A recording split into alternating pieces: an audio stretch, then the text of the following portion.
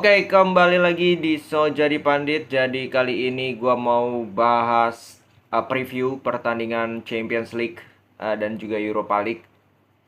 Kita langsung aja ke pertandingan pertama, itu Porto berhadapan dengan Inter. Inter menang 1-0 di kandang kemarin, dan ini main di kandang Porto. Jadi eh kalau gua bilang Porto ini sama sekali nggak bisa diremehkan ya, walaupun mereka tertinggal. Tapi bukan berarti mereka tidak bisa meraih kemenangan di pertandingan kali ini.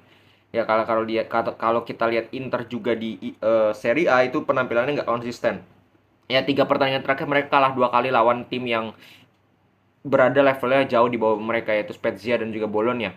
Artinya Inter pun tidak dalam kondisi yang baik.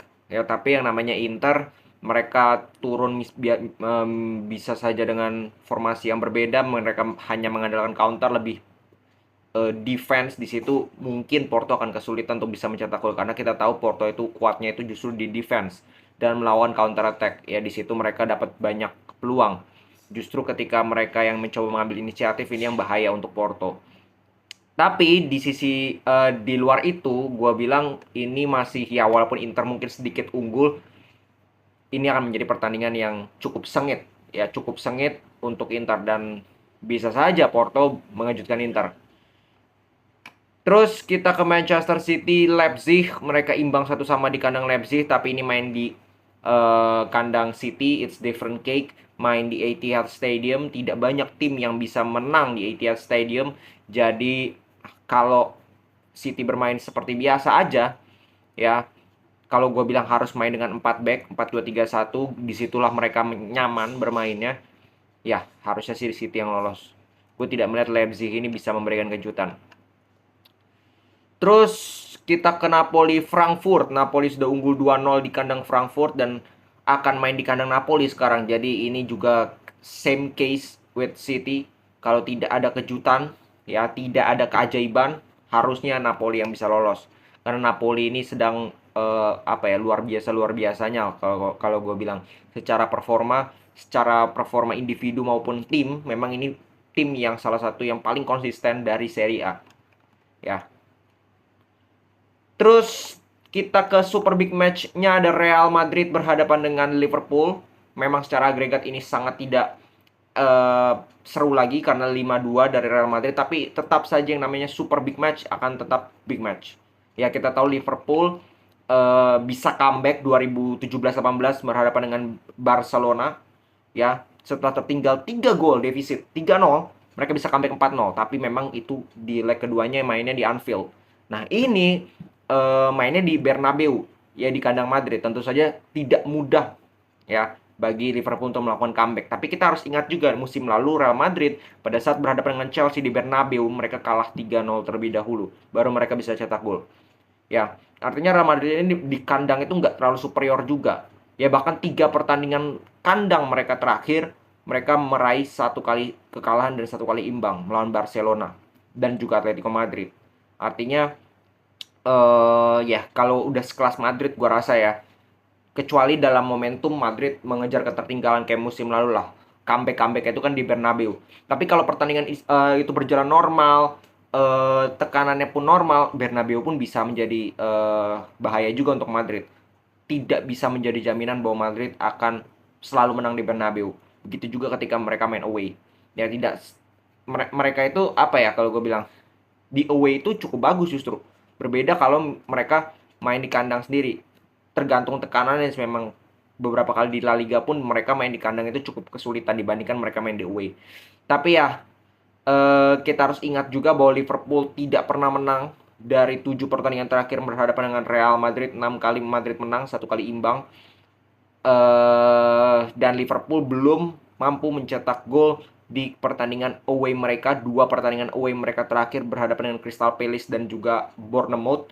Artinya ini tim juga masih sangat tidak konsisten secara permainan. Mereka bisa cetak 7 gol lawan MU, tapi mereka tidak bisa cetak 1 gol pun menghadapan dengan Bournemouth. Dengan sampai penaltinya salah. Memang sih ini penalti pertama yang didapatkan Liverpool di musim ini, tetapi tidak ada alasan untuk salah bisa nendangnya sampai jauh melenceng seperti itu. Ya, it's not acceptable. Ya, jadi untuk pemain yang cedera pun Madrid hampir semua sudah bisa balik kecuali mungkin Alaba. Nah, Liverpool ada beberapa yang masih cedera, yaitu Thiago, Naby Keita, Luis Diaz, Joe Gomez, dan juga Calvin Ramsey.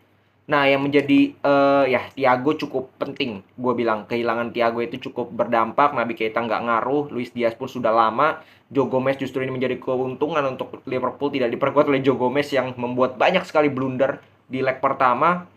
Dan seperti yang dikatakan oleh Ancelotti yang gue sangat setuju bahwa ini belum berakhir. Lu punya defisit 3 gol, tapi dia pun memberikan contoh yang sama, yaitu ketika menghadapi Chelsea di musim lalu mereka bisa kebobolan 3. Artinya anything can happen in football.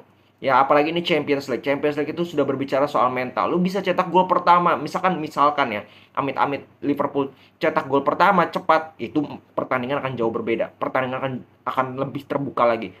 Peluang itu akan jauh lebih meningkat lagi untuk Liverpool. Jadi Madrid gue bilang harus sangat berhati-hati. Mereka harus tetap fokus menganggap pertandingan ini is just 0-0 lagi ya dari awal.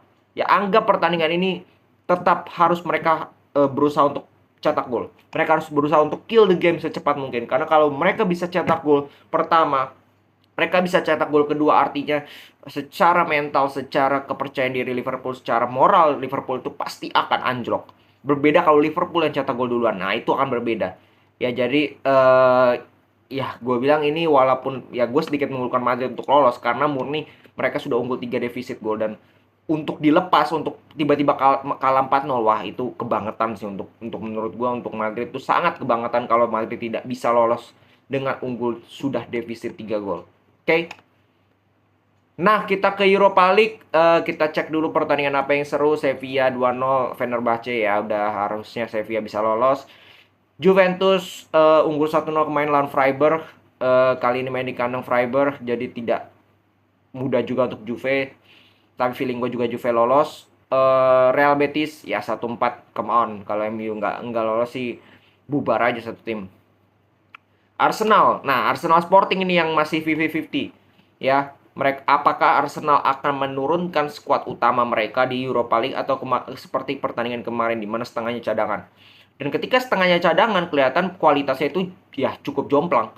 Ya, menghadapi Sporting mereka cukup kerepotan di leg pertama. Nah, kita lihat nanti Arteta apakah di leg kedua dia akan memainkan starting 11 yang biasa bermain di IPL, bermain bareng, atau setengahnya akan cadangan lagi.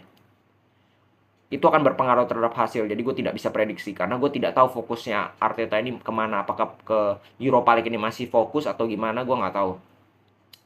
Real Sociedad menang kemarin kalah 0-2 di leg pertama lawan Roma, dan kali ini main di kandang Sociedad. Ini juga masih sangat terbuka walaupun mereka tertinggal 2 gol, tapi bukan berarti mereka tidak bisa mengalahkan Roma. Roma ini juga di Serie A sangat terseok-seok. Ya, kalah dari Cremonese, kemarin kalah dari Sassuolo. Artinya ini tim yang, tapi mereka bisa mengalahkan Juventus. Ini tim yang tidak konsisten. Mereka bisa kalah lawan tim Kroco, bisa menang lawan tim besar. Nah, Real Sociedad ini masuk ke tim mana ya? Kalian bisa nilai sendiri. Oke, segitu dulu pembahasan kali ini. Kita lihat besok. Ya, gue sih tidak berharap. Gue tidak terlalu peduli kecuali mungkin Madrid ya. Siapa yang lolos, tapi gue mengharapkan pertandingan yang seru. Pertandingan yang terbuka, tidak ada tim yang parkir bus. Ya, terutama Madrid, jangan sampai mereka parkir bus. Begitu juga dengan misalkan Inter, mereka sudah unggul 1-0, jangan parkir bus. Karena itu akan sangat-sangat membuat pertandingan kualitasnya menurun. Ya, Leipzig pun demikian. Oke, segitu dulu. Salam sepak bola.